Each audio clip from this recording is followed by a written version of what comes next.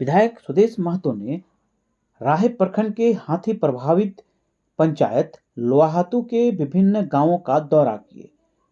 आपको जानकारी के लिए बता दें कि लोहातू पंचायत के समीप जंगल में हाथियों का झुंड एक पखवाड़े से डेरा जमाए हुए है।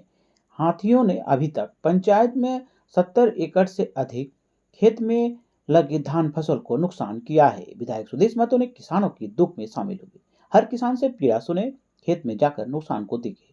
चुतरुडी खेल मैदान में सामूहिक रूप से ग्रामीणों और वन विभाग के अधिकारियों के साथ बैठक कर समस्या के समाधान पर चर्चा की।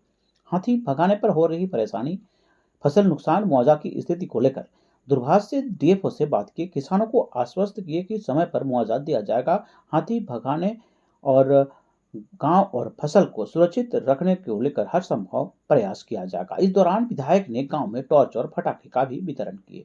विधायक ने आश्वस्त किया कि किसानों के दुख में शामिल है, हर संभव मदद किया जाएगा।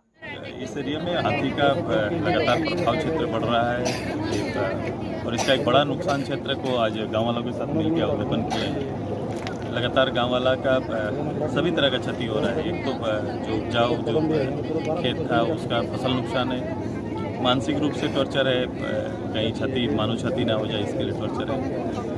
विभाग को और तत्परता से काम करने की आवश्यकता है और एक प्लान करके इस पूरे 50 से ज़्यादा हाथी की टीम को निकालने के लिए बड़ा प्लान करना पड़ेगा और ताकि जान माल और फसल दोनों का हम लोग सुरक्षित रख सकें, आगे भी दूसरे गांव के लिए भी।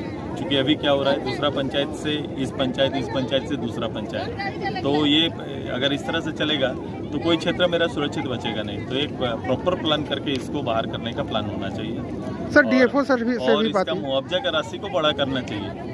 जितना क्षति होता है वो मिलता नहीं है। दुख इस बात का होता है, आजकल खेती बहुत मुश्किल है, किसान कितना मुश्किल से धान का खेती कर रहे हैं, ये सरकार को इसका जरूर अंदाजा होगा। तो हमारा क्षति का जो मामला है वो बड़ा छोटा हो जाता है। तो इसका और वैकल्पिक कुछ सोचना चाहिए कि अगर इतना क्षति हो जाए, उसकी पूर्ति ना हो पाए तो वो परिवार सालों भर के लिए नुकसान में आ जाता है। एक दिन का तो हाथी नुकसान कर दिया खेत में, ये नुकसान सालों भर उस परिवार को झेलना पड़ता है।